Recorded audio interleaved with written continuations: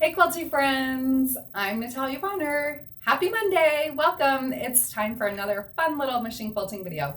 So you know that I love to share, I love creating, I love being creative, and today I've got a fun little design to share with you. So the root of this design, the swirl, is actually one of the designs that I teach you step by step how to quilt in my class Beginner's Guide to Free Motion Quilting or my book Beginner's Guide to Free Motion Quilting. But hopefully what I share with you today will inspire each of you on your own machine quilting journey.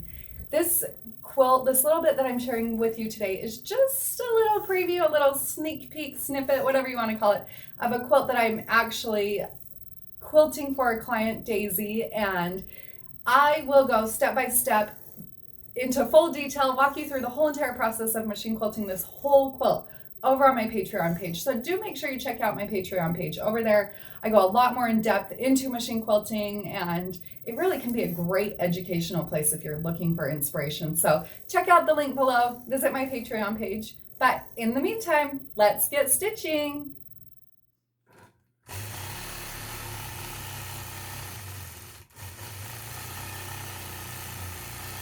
So to quilt this design, the way that I'm going to quilt it, I'll begin by stitching a single swirl.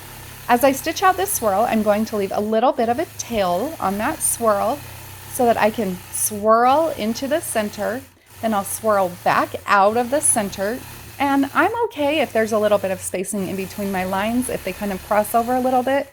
Personally, I feel like it gives it kind of a ribbony look. Now you'll see here, as I approach that corner, my swirl didn't go all the way up into the corner. So I just added a few extra feathers into there to make it fit that corner nicely.